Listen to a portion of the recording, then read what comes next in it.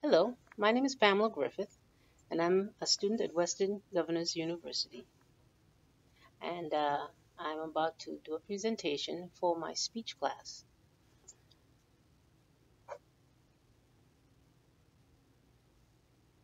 Have you ever driven home wondering if you could have done more at work or that you forgot something?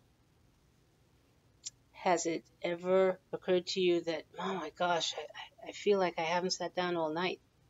I really didn't give good care to my patients. But you got through your shift. Well, according to Ruski, Steger, Patrick Hober, Kenny and Lake in 2013, it has been proven that poor RN to patient ratio staffing within the NICU is linked to an increase in infections and a decrease in patient safety.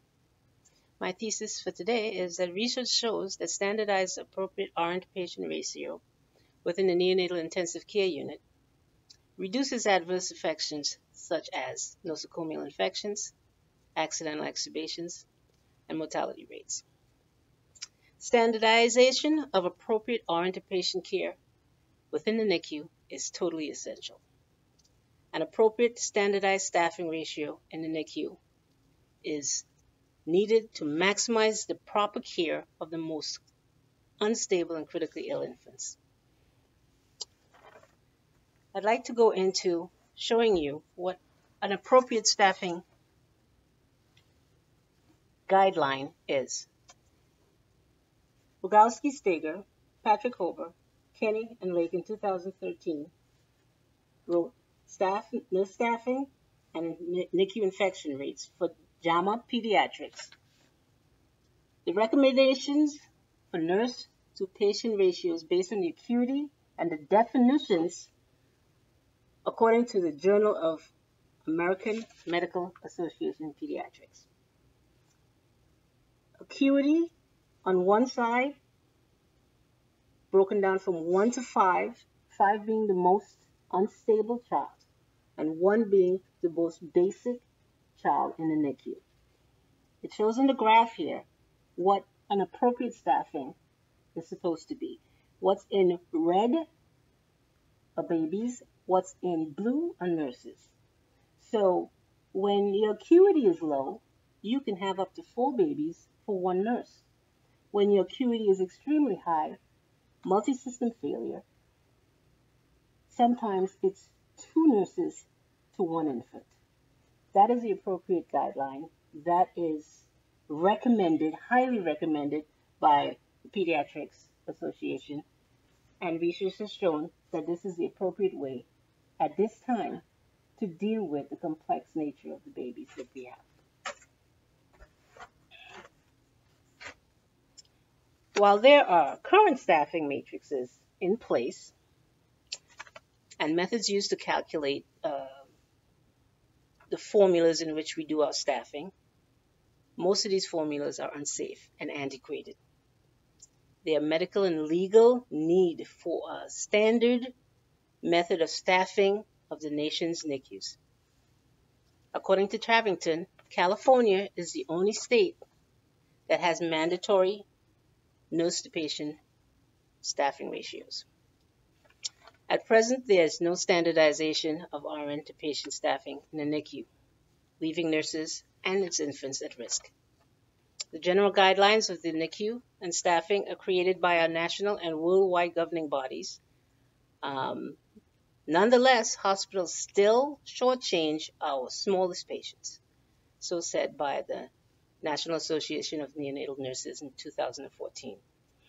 According to Rogowski, in 2013, hospitals are understaffed, and they're understaffing 31% of the NICU infants, even though research suggests that patient outcomes have been directly related to poor RN ratios.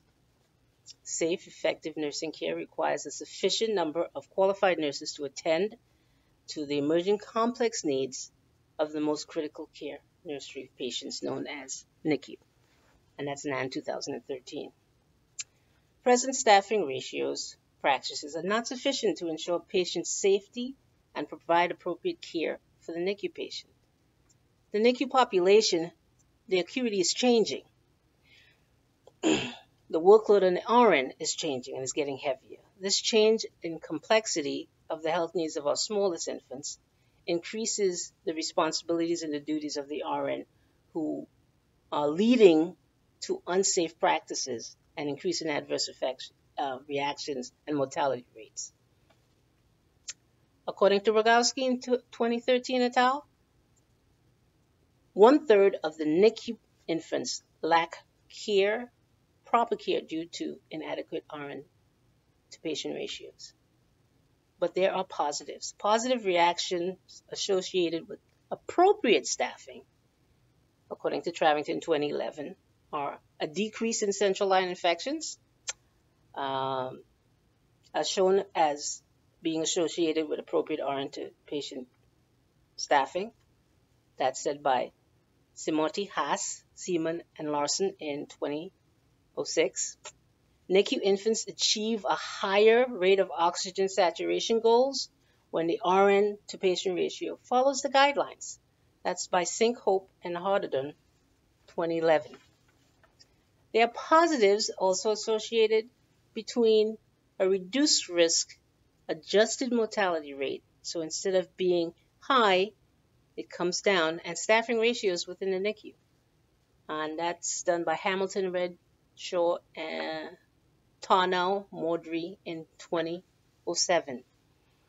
In conclusion, research has shown a direct link to improve outcomes of the NICU patients associated with a standardized and appropriate RN to patient care ratio.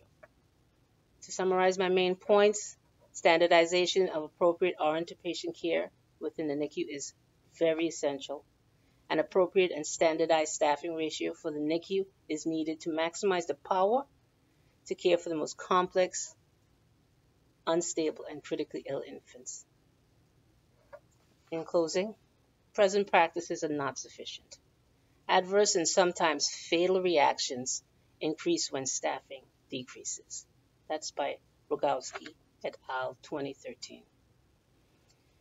Travington stated that California is the only state that mandates a specific RN to patient ratio within the NICU,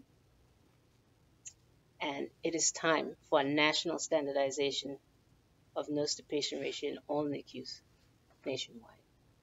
Thank you for listening to me. Have a good day.